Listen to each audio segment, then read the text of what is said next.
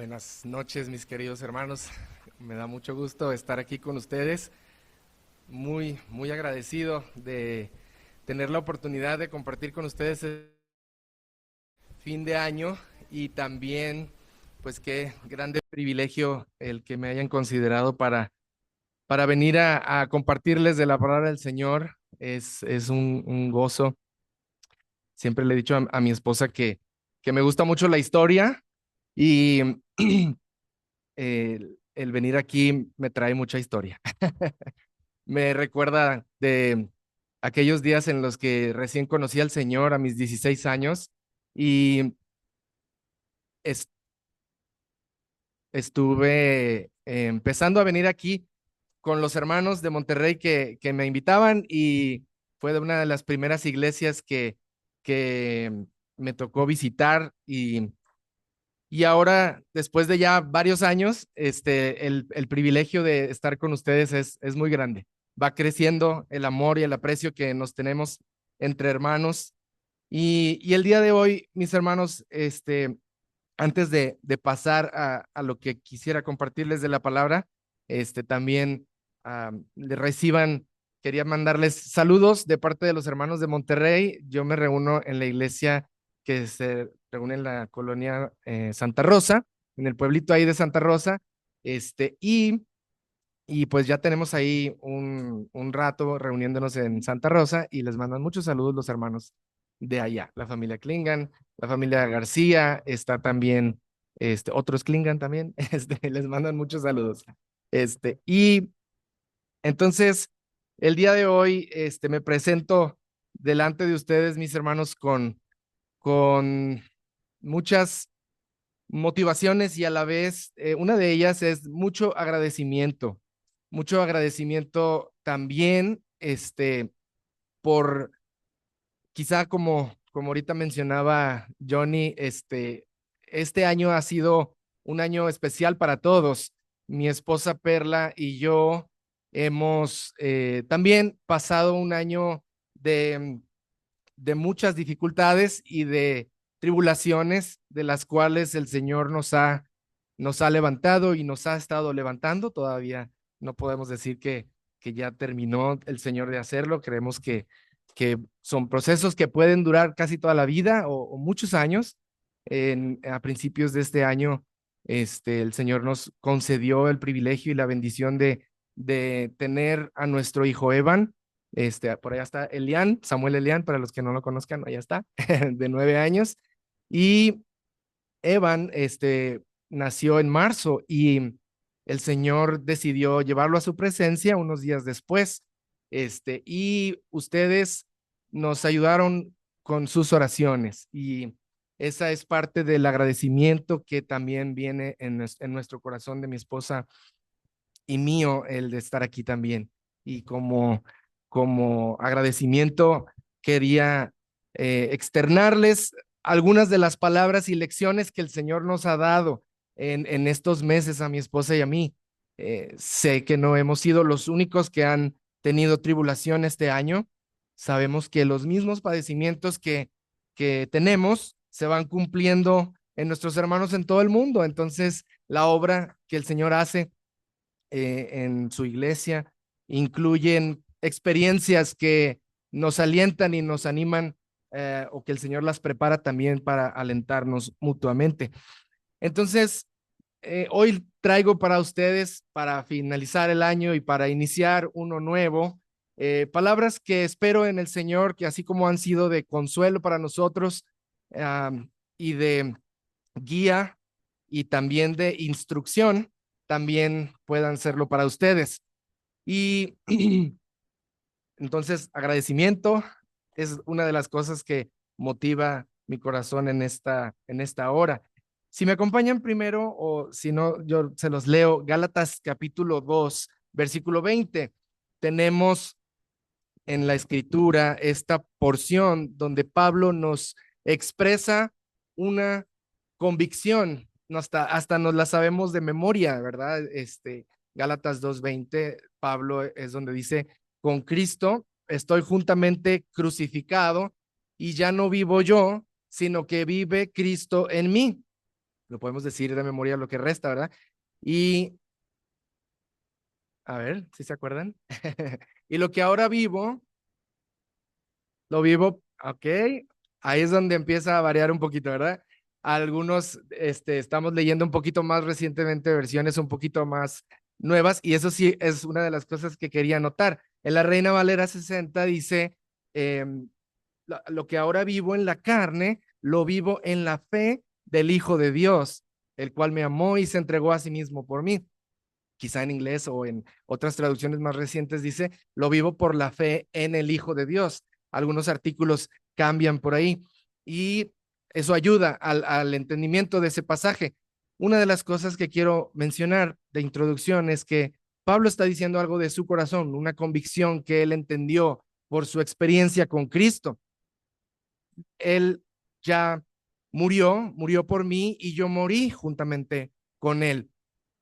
Y lo que ahora vivo, después de experimentar ese evento en mi vida, dice Pablo, lo vivo en la fe del Hijo de Dios. Y yo quisiera usar esa frase de la Reina Valera 60 porque no lo había notado, este, aunque me gusta lo que dice la Nueva Biblia de las Américas, lo vivo por la fe en el Hijo de Dios.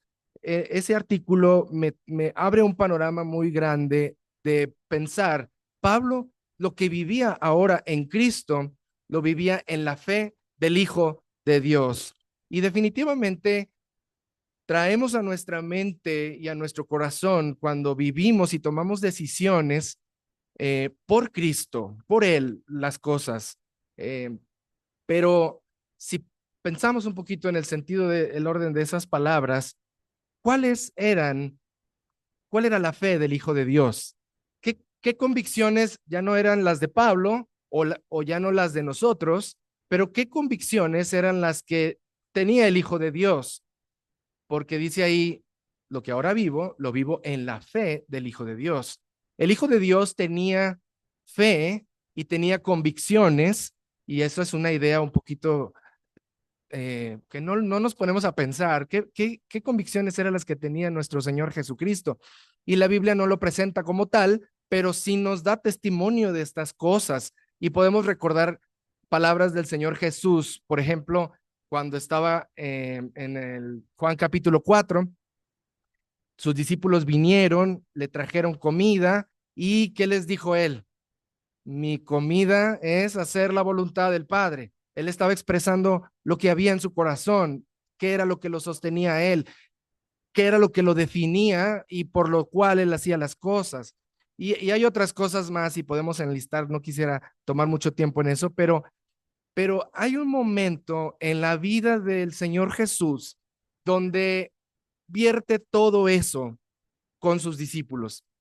Y precisamente es un evento de cambio, es un evento trascendental cuando lo hace y donde él expresa mis cosas, se las doy a ustedes.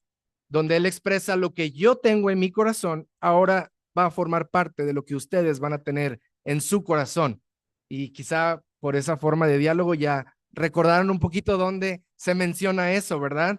En Juan capítulo 13, del 13 hasta el 17, tenemos ese evento de final, un evento como el que estamos ahorita, también era una cena, en la que el Señor Jesús está con sus discípulos, está alrededor de una mesa y para ellos era la fiesta de la Pascua, donde tenían que recordar ciertas cosas y normalmente la fiesta de la Pascua para los judíos era una fiesta de alegría, una fiesta de recordar cosas que habían sido de bendición para ellos en el pasado para prepararse para lo que podía venir en el futuro, algo parecido a lo que nosotros culturalmente vivimos en un año nuevo. Pero el Señor Jesús toma ese evento para transformar no solamente la fiesta en sí, porque sabemos por los evangelios que Él toma la cena de la Pascua y la transforma en un memorial del nuevo pacto diferente al que era la Pascua. Entonces, se encuentra con sus discípulos en Juan capítulo 13, ahí si gustan acompañarme, Juan capítulo 13, y es bien interesante el lenguaje que utiliza Juan. Yo le he dado vueltas a esta porción durante estos meses y ha sido de bendición notar que ningún otro de los evangelios hace mención de estas cosas. Ningún, ni Mateo, ni Marcos, ni Lucas mencionan las cosas que Juan dice aquí. Y eso me habla de Juan, que algo había pasado en su encuentro con Cristo en este momento de estos capítulos que se quedó marcado para él en su corazón para siempre. De tal manera que él dijo, yo sí lo voy a poner, yo sí voy a poner estas palabras del Señor Jesús, y porque para él fueron algo que causó mucho movimiento. Juan capítulo 13 dice, antes de la fiesta de la Pascua, sabiendo Jesús que su hora había llegado para pasar de este mundo al Padre, habiendo amado a los suyos que estaban en el mundo, los amó hasta el fin. Y nos ubica Juan, nos dice lo que había en el corazón de Cristo, en dónde estaban, qué estaba pasando, y dice antes de la fiesta de la Pascua, y antes Jesús ya sabía lo que iba a pasar con él. Y pensemos un poquito en el Señor Jesucristo en esos momentos. Para él finalizaba su obra, su momento aquí en la tierra, pero sabía que para sus discípulos iba a iniciar otra cosa que iba a ser totalmente diferente. Él ya no iba a estar físicamente, él ya no iba a estar con ellos de la misma manera que había estado anteriormente, y sabe que para ellos iba a ser un shock, iba a ser una situación de mucho cambio y de mucha novedad. Entonces, intencionalmente el Señor Jesús los prepara para ese momento de una manera muy, muy hermosa, incluso en medio de lo que para él fuera dolor, un dolor que previo a lo que iba a vivir en la cruz, él tuvo que cuidar todas sus emociones y canalizarlas precisamente para llevar a cabo este momento, como les decía hace ratito, de instrucción para ellos, a la vez que también les daba palabras de consuelo y a la vez que les daba palabras de guía. Todos esos capítulos del 13 hasta el 17 son eso, son la preparación crucial para los apóstoles, porque ellos iban a ser el fundamento para nosotros de cómo lidiar con todas las cosas ahora que el Señor no iba a estar.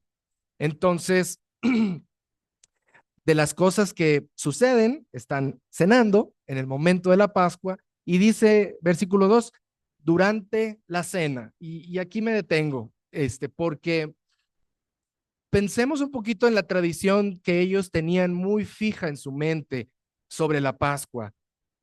Un protocolo muy marcado, una situación en la que primero pasa una cosa y después pasa otra, y vamos a llevar a cabo lo de las copas y la encender las velas, y primero comer esto y primero comer aquello. Entonces, para ese entonces ya había toda una forma de celebrarla. Entonces, pasa que el Señor Jesús se levanta, dice ahí en el capítulo 13, no lo vamos a ver todo, pero sabemos lo que pasa.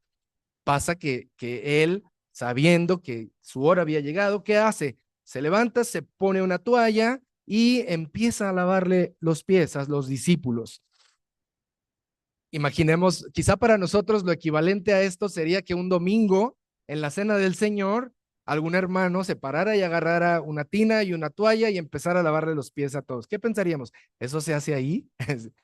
Pues no, normalmente no nos lavamos los pies en la cena del Señor, pero pasó. El Señor Jesús quiso romper con eso para ellos. Quiso darles a entender que durante la cena, y nosotros sabemos qué pasó también en esa cena, donde Él instituyó el memorial que nosotros también celebramos hasta hoy, de recordarle a Él en su cuerpo y en su sangre. También pasó ahí. Todas estas cosas pasaron aquí. Se levantó, les lavó los pies a sus discípulos y les da una instrucción, versículo 12. ¿Saben lo que les he hecho? Dijo el Señor Jesús ahí en el versículo 12. ¿Qué diríamos? Quizá nos comportaríamos muy parecido a Pedro en ese momento. Eh, Antes de que el Señor les preguntara esto, ya había pasado lo que Pedro dijo. No, Señor, tú no me vas a lavar a mí los pies. ¿Y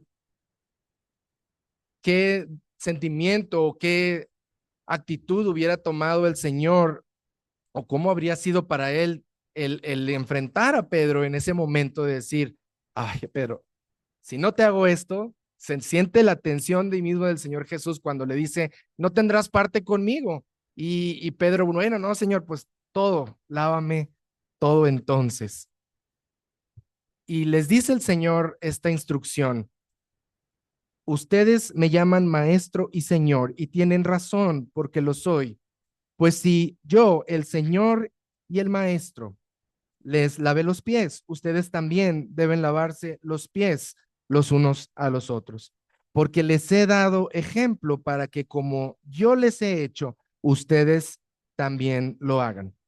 También ustedes lo hagan. Les dice el Señor Jesús esta instrucción y antes de continuar, quiero mencionar que vamos a estar viendo estos momentos porque aparte de hacer un momento especial, Juan, con estos capítulos, él deja muy claro con una frase muy particular que no la dicen casi todos los evangelistas, pero Juan, desde el capítulo 1 hasta el capítulo 21 de su evangelio, utiliza una frase para que quede bien marcado. Estas cosas, si ustedes buscan en una concordancia o en su celular, en estas nuevas aplicaciones, y le ponen estas cosas, el libro que del Nuevo Testamento que más va a tener esas frases es Juan. Y el capítulo del libro de Juan, donde más vienen estas frases, es en estos capítulos, del 13 al 17. Como que está intencionalmente el escritor queriendo decir que no se les olviden estas cosas, lo que pasó y lo que dijo el Señor Jesús. Entonces, cuando van a terminar su estancia con el Señor Jesús, Él les repite vez tras vez en la cena, durante la cena y también después, estas cosas se las voy a decir por esto y esto y esto. Es lo que vamos a ver. Entonces, esta es la primera. Estas cosas les estoy diciendo. ¿Y qué instrucción les está dando a los discípulos? Que cuando Él no esté, ellos se pongan a servir. Que cuando Él no esté, va a haber una situación de gran shock y de gran circunstancias difíciles y que van a tardar quizá en procesar, pero se van a preguntar qué vamos a hacer ahora, que ya no va a estar Él, qué vamos a hacer ahora en esto nuevo, qué va a suceder. Bueno, sirvan. Les dice, esto es lo que quiero que hagan cuando yo no estoy, cuando yo no esté. Y sabemos que este año ha habido oportunidades para servir y como oraban hace rato los hermanos, deseamos que lo que venga para servir podamos ser eficaces y podamos ser suficientes en el Señor para agradarle a Él con nuestro servicio. Y en el cuadro que Juan nos pinta suceden dos personajes que están presentes ahí, que también nos demuestran cómo es difícil el servicio. El Señor nos pide y nos da ejemplo de servir a personas que se van a resistir como Pedro. No, Señor, a mí no me laves los pies. Y va a haber personas que se van a resistir de una u de otra manera. Y nosotros, como el Señor, en sabiduría y en disposición abierta, necesitamos hacerlo también, aunque se resistan. Buscar la manera, dice Proverbios, el que gana almas es sabio. Y entonces, aún en el servicio, necesitamos nosotros buscar también la manera con sabiduría de servir. Y luego había la otra persona, uno era Pedro y casi siempre a veces los comparamos en diferentes eventos que las escrituras nos mencionan. Judas Iscariote, el Señor Jesús lavó los pies de Judas estando ahí presente. Entonces, este cuadro que el Señor Jesús nos deja, el momento específico donde Él decide lavarle los pies a sus discípulos, para dejarnos ejemplo y también con ello una bienaventuranza, porque dice, si hacen estas cosas, si saben estas cosas, bienaventurados serán si las hacen.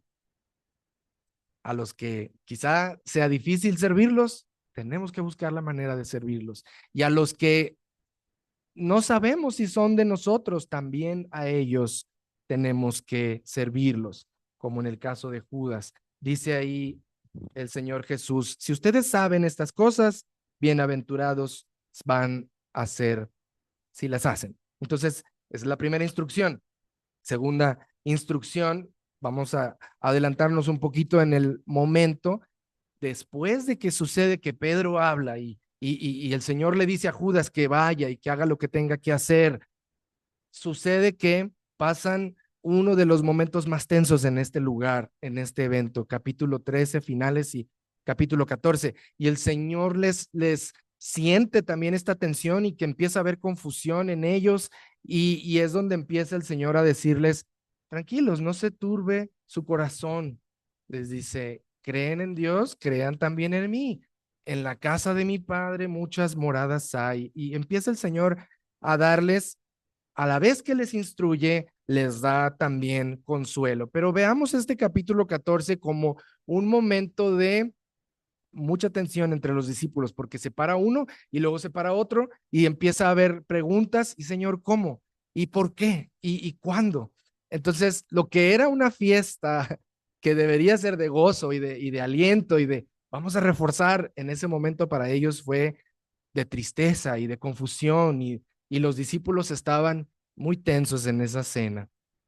Y el Señor Jesús aprovecha esa situación para consolarlos con las palabras que para muchos y para todos han sido en algún momento parte de este consuelo.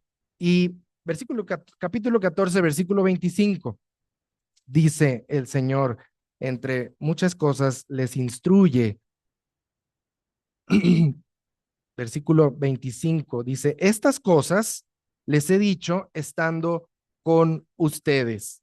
¿Cuáles cosas? Aquí capítulo 14, pues lo podemos enlistar, no tenemos mucho tiempo, pero quiero mencionar versículo 12. Versículo 12 dice el Señor, en verdad les digo, el que cree en mí, las obras que yo hago, él las hará también y aún mayores que éstas hará, porque yo voy al Padre. Y versículo 13, y todo lo que pidan en mi nombre lo haré para que el Padre sea glorificado en el Hijo. Si piden algo en mi nombre, yo lo haré.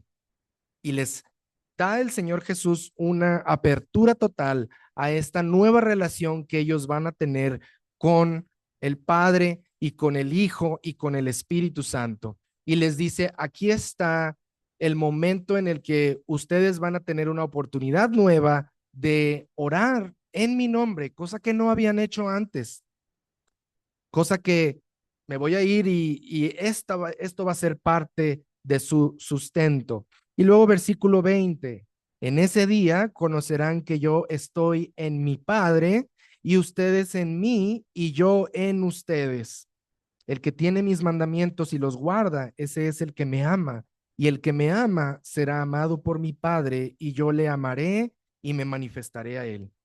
Entonces, tenemos cosas en este capítulo, en esta porción de oración, donde el Señor les dice, la nueva dinámica de oración va a ser directa con el Padre en mi nombre por medio del Espíritu Santo.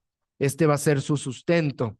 Este va a ser el momento en el que ustedes van a ser más productivos cuando experimenten más y más esta dinámica nueva de oración y cuando obedezcan por el amor que ustedes me van a tener a mí.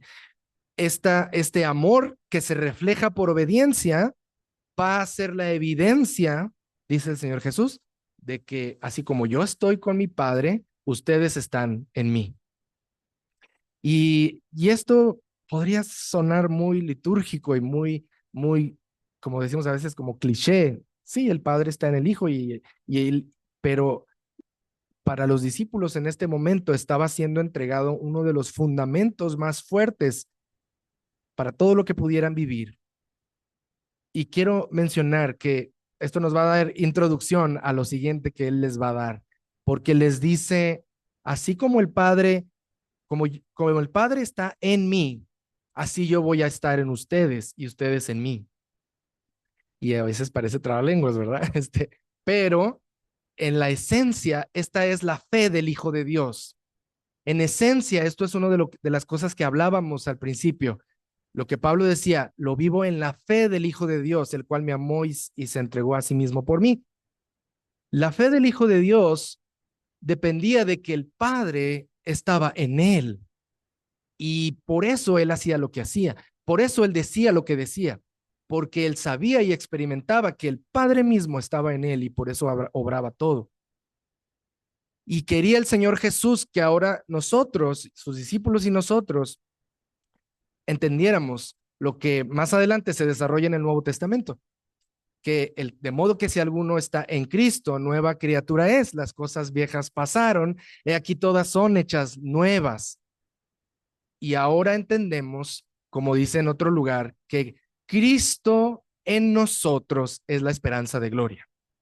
Esta es la fe de los hijos de Dios. Esta es la fe de nosotros ahora, de decir que así como el Padre estaba en Cristo viviendo el propósito que el Hijo hizo aquí en la tierra, así nosotros ahora tenemos al Hijo en nosotros por la fe y en la fe del Hijo de Dios para hacer lo que Él nos está pidiendo, servir, obedecer, amar, como Él lo hacía con el Padre.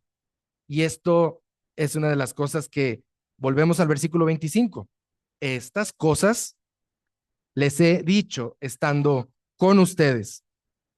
Y avanzamos un poquito ahí mismo en el capítulo 14 y es donde el Señor les dice que les platicaba, la paz les dejo, mi paz les doy, no se las doy a ustedes como el mundo la da, no se turbe su corazón ni tenga miedo.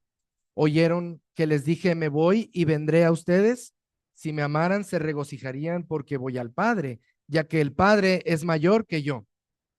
Les dice el Señor Jesús, versículo 27, la paz les dejo, mi paz les doy, no se las doy a ustedes como el mundo la da.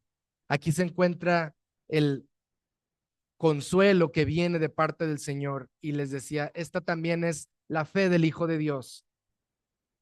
Lo que a mí me causaba paz estando aquí en la tierra, sirviendo a mi Padre, obedeciéndole, ahora se los estoy entregando a ustedes. Mi paz les dejo y lo que era mi paz ahora es de ustedes. ¿Cuál era la paz del Señor? Y lo hemos estado platicando, que el Padre estaba en él. Ahora nuestra paz es la del Hijo, que el Hijo está en nosotros. Siguiente instrucción que se menciona ya, versículo 11 del capítulo 15. El Señor Jesús les da una instrucción que está permeada en todo el capítulo. Permanezcan en mí, así como los pámpanos llevan fruto cuando permanecen en la vida, así también ustedes si permanecen en mí. Pero en medio de esta instrucción de permanecer en Cristo se encuentra otra cosa que Juan hace énfasis, versículo 11. Estas cosas les he hablado para que mi gozo esté en ustedes y su gozo sea perfecto. Volvemos ahora a la fe del Hijo de Dios de nuevo. ¿Qué era lo que le provocaba gozo al Señor Jesús, sabiendo incluso que iba a ir a la cruz, sabiendo incluso que había de padecer lo que iba a padecer?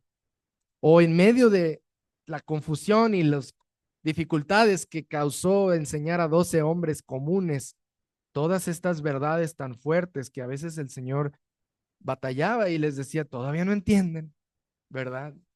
¿Qué era lo que, a pesar de todas esas cosas, le causaba gozo?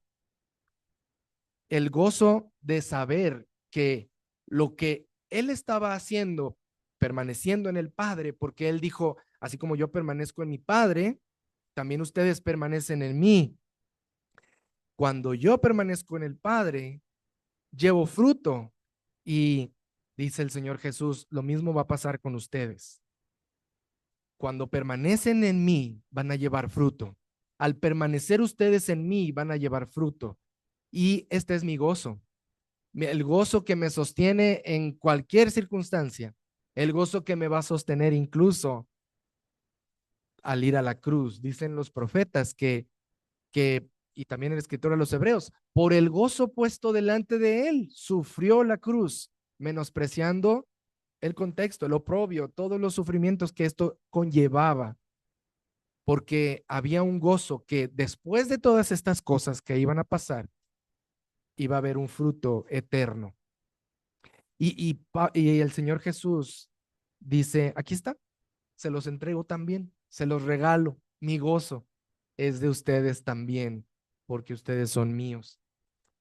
Dentro de esa instrucción de permanecer en Cristo, esa instrucción de poder llevar fruto, hay más cosas que pudiéramos decir, pero esta frase, estas cosas, es la que nos está guiando en este momento para definir y resaltar estas cosas. Y ahora pasamos al capítulo 16, donde también se menciona quizá más veces que en otros capítulos de aquí de los que estamos viendo. Se menciona en el versículo 1, se menciona en el versículo 4, en el 6, en el 25 y en el 33. Estas cosas. Porque, porque tuvo que el Señor que resaltarles a ellos estas cosas en este capítulo más que en otros, porque es un capítulo de instrucción más intenso que lo anterior. Al principio, capítulo 13, algo tranquilo, instrucción de servicio, algo entre comillas tranquilo, pero esta instrucción del capítulo 16, el Señor lo anticipó a ellos como una advertencia.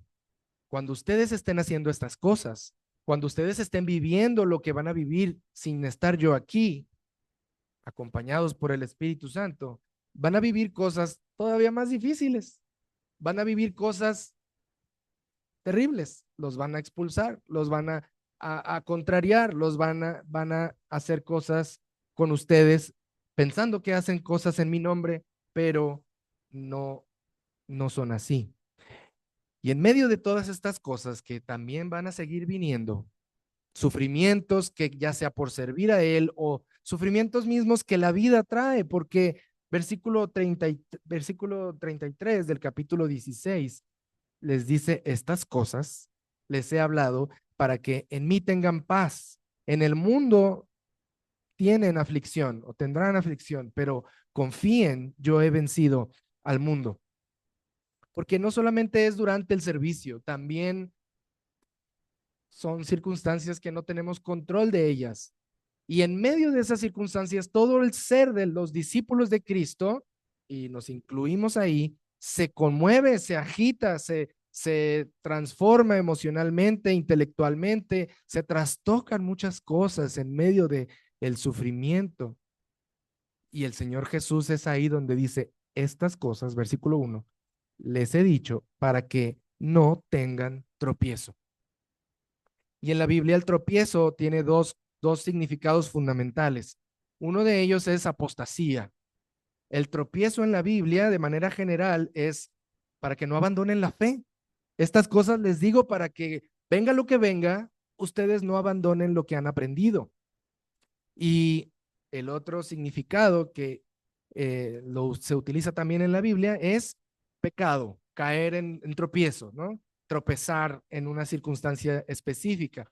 Y el Señor Jesús utiliza esto y les dice, todas estas cosas que les estoy diciendo es para que no pequen, es para que no caigan en pecado, porque en medio de todas esas circunstancias, emocionalmente y intelectualmente vamos a tomar decisiones a veces sin pensar, a veces sin planearlas correctamente, pero si en medio de esos momentos traemos estas palabras del Señor Jesús que nos guían, estas instrucciones que pase lo que pase, sé que tengo que obedecer, pase lo que pase, sé que tengo que confiar, pase lo que pase, tengo que permanecer en Cristo, pase lo que pase, tengo que orar. El Señor dice, se las digo para que no pequen, se las digo para que no caigan, para que no abandonen la fe. Y Y les dice el Señor, versículo 4 del mismo capítulo 16, les digo estas cosas para que se acuerden. Cuando sucedan más cosas, venga lo que venga en el próximo año por nosotros, lo que nos atañe el día de hoy. Acuérdense estas cosas que les estoy diciendo. Versículo 6. Yo sé que les digo estas cosas y su corazón se llena de tristeza, dice el Señor. Les dice ahí a sus discípulos. Saber que van a venir cosas difíciles, van a seguir viniendo cosas que no vamos a tener el control de ellas. Versículo 6 del capítulo 16 les dice, estas cosas les he dicho y hay tristeza en su corazón. Versículo 25, se las voy a decir ya claramente, dice el Señor Jesús. De nuevo les dice, estas cosas les he hablado en lenguaje figurado. Viene el tiempo cuando no les hablaré más en lenguaje figurado, sino que les hablaré del Padre claramente. En ese día pedirán en mi nombre y no les digo que yo rogaré al Padre por ustedes, pues el Padre mismo los ama, porque ustedes me han amado y han creído que yo salí del Padre. Salí del Padre y he venido al mundo. De nuevo dejo el mundo y voy al Padre. Y ahí es donde sus discípulos le dicen al Señor, ya no nos estás hablando en alegorías, ya nos estás hablando claramente. Ahora sabemos que te vas a ir y que ya no vas a estar con nosotros. Y todo esto es para prepararnos para cuando no estés. El amor que el Señor Jesús les tenía a ellos, transmitido del Padre, para que ellos lo experimentaran y también lo dieran a otras personas, es la razón de la preparación. Todas estas cosas que les estoy diciendo, dice el Señor Jesús, es para que siempre lo tengan en mente. El amor que el Padre les tiene es el mismo que yo les tengo y voy a estar con ustedes siempre, les dice el Señor Jesús. Entonces, aquí capítulo 16 nos vierte el Señor estas cosas, nos dice al final de nuevo, versículo 33, estas cosas les he hablado para que en mí tengan paz. En el mundo tienen tribulación, pero confíen, yo he vencido al mundo. Y con esto el Señor Jesús termina este momento de instrucción. Yo también ya voy a terminar. Este momento de instrucción, no sin antes orar al Padre y en medio de esa oración dejarnos otro de esos dones, porque ya vimos instrucciones y vimos regalos, dones, que les dice, mi paz les dejo y mi gozo les doy también. Y entre diferentes maneras les ha estado hablando y reiterando el amor profundo que les tiene, pero orando al Padre como que el Señor se suelta. Capítulo 17. El Señor tiene algo en mente y me llama mucho la atención porque empieza capítulo 17 como aquellos salmos antiguos con un tema principal y luego hace sus oraciones o sus expresiones en medio del capítulo para terminar su oración con eso mismo con lo que empezó. Y dice en los primeros versículos, Juan dice, estas cosas habló Jesús, alzando los ojos al cielo, dijo, Padre, la hora ha llegado, glorifica a tu Hijo para que el Hijo te glorifique a ti. Por cuanto le diste autoridad sobre todo ser humano para que él dé vida eterna a todos los que le has dado. Y esta es la vida eterna, que te conozcan a ti, el único Dios verdadero, y a Jesucristo, a quien has enviado. Dice, yo te glorifiqué en la tierra, habiendo terminado la obra que me diste que hiciese. Ahora glorifícame tú, Padre, junto a ti, con la gloria que tenía contigo antes que el mundo existiera. Y esta es la primera porción. El tema de la oración del Señor Jesús es la gloria que él tenía en un principio y que está pidiendo volver a tener. Y en un significado, la gloria en la mente del Señor Jesús, aventurándome a expresar la posibilidad de lo que significa, sí definitivamente es este momento de gloria y de luz y de enaltecimiento único que tiene el Hijo a la derecha del Padre desde entonces. Pero también existe una expresión en el Señor Jesús aquí, que Él ve, y ese es otro significado de gloria, dice um, que lo que Él tuvo como responsabilidad, como tarea, porque dice, esta es mi gloria, que acabé la obra que me diste que hiciese. Ellos te han creído y han recibido lo que yo les hablé, de que tú me dijiste que hablara, les dice al Padre. Parte de la gloria que el Señor hace mención aquí es que para Él era un honor ser el heraldo divino de la divinidad del Padre, venir a dar a conocer, y hablábamos que él lo dijo de muchas maneras, mi comida es que haga la voluntad del Padre. Juan capítulo 5 dice que yo no hablo otra cosa más que lo que el Padre me dice, y todo esto era parte de una percepción del Señor Jesús en su corazón, donde esto es mi gloria, decía.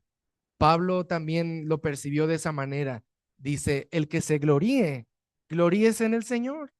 Todo lo que tiene, todo lo que ha vivido, la persona tiene que entender en algún momento en su vida que es porque Dios se lo ha dado. Y el Señor Jesús así lo veía. Esto es mi gloria. Y termina orando eso, versículo 22.